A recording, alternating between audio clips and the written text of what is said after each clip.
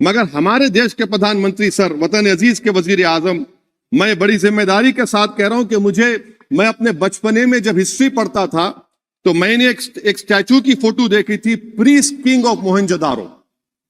ऐसा लगता है कि वैसा ही लग रहा है कि प्रधानमंत्री नहीं है बल्कि पुजारी सम्राट बन चुके हैं वो। और मैं क्यों कह रहा हूं कि हमारे सदर जमहूरिया ने कहा था कि 22 जनवरी एक तारीखी दिन है, बिल्कुल तारीखी दिन है। 22 जनवरी की बुनियाद 6 दिसंबर 92 को रखी गई। 22 जनवरी की बुनियाद 86 में ताले खोलकर रखी गई। 22 जनवरी की बुनियाद जीबी पंत ने रखी थी, इसीलिए तारीखी दिन है। और तारीखी दिन इसलिए भी है कि सर इसी ऐवान में 16 दिसंबर 1992 को हमने एक रेजोल्यूशन पास किया था। आप बताइए कि आज इस मुल्क में चाहे कोई सेकुलर पार्टी का हो या जो भी हो, वाले सब सेकुलर है, बुरा मैं हूं, किसी में हिम्मत नहीं है कि 6 दिसंबर की बात की जाए। और वो तारीखी दिन इसलिए भी है सर, इंसाफ करने वालों में एक एनसीएलटी के चेयरमैन, एक गवर्नर और एक नामजद शुदा रुकने पार्लियामेंट बैठे हुए थे। अब आप बताइए मेरे पास बचा क्या है? बचा यह है कि आर्टिकल 32 बचा है जिसको बाबा साहब अम्बेडकर ने दिया। आज मुल्क के 17 करोड़ मुसलमान भारत के वजीर आजम पर एतमाद भरोसा नहीं करते, बिल्कुल नहीं करते, बता रहा हूं, खुल के कह रहा हूं। अगर आप आर्टिकल 32 का ड्यू प्रोसेस ही खत्म कर देंगे तो फिर मेरे पास क्या बचेगा सर? क्या बचेगा? मैं तो यहां खड़े होकर वो सुप्रीम कोर्ट के मायानाज बेबाक वकील दुष्यंत दवे की तरह तो नहीं कह सकता।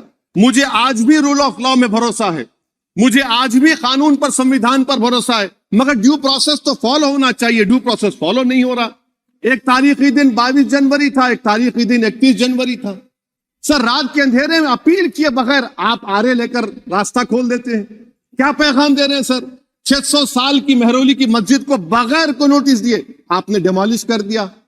मैं जिम्मेदारी के साथ कह रहा हूं कि भारत के प्रधानमंत्री और उनकी सरकार भारत के मुसलमानों से उनकी शनाख्त को छीनना चाहते हैं। ख्वाजा अजमेरी के आस्थाने पर चादर बिछाइए, मगर आप जो चादर मुझसे छीनना चाह रहे हैं, मेरी मस्जिद है, आप हर मस्जिद को छीनना चाहते हैं। आप बताइए 17 करोड़ मुसलमानों को क्या पैगाम दे रहे हैं आप कि आप हर मस्जिद को छीन लेंगे मुझसे? फिर मेरा वजूद किस माने रखता है? मेरा शनाख्त क्या माने रखता है?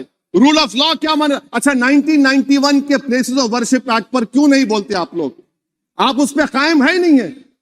आप 500 साल की बात करते, मैं आपसे कहता हूं भाई 500 साल पे मत जाइए, बौद्ध पे जाइए, जैनिज्म पे जाइए, शैविज्म पे जाइए, कहां रुकेंगे?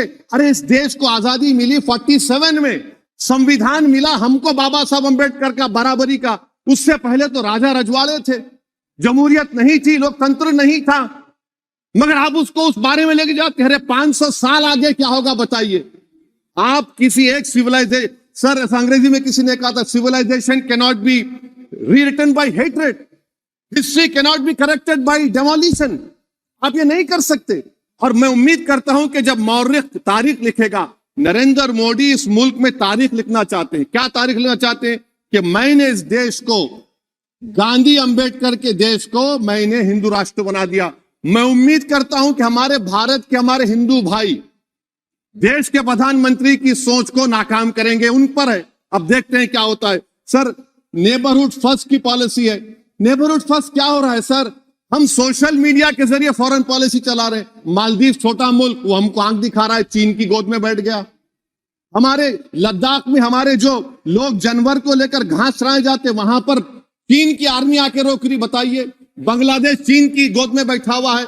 आप गैलेंट्री अवार्ड दे रहे हैं, क्यों दे रहे हैं? कि चीन बैठा हुआ है। तो आपका बफर जोन गया कहां भाई साहब? आपका बफर जोन तो कहां गया नहीं मालूम, गायब हो गया बफर जोन। और दूसरी बात सर, आप ये भी देख लीजिए कि यहां पर मैं आपको इंपॉर्टेंट पॉइंट ये बताना चाह रहा हूं सर। ये हम बोलते हैं India middle east economic corridor, कितना पैसा है बताइए?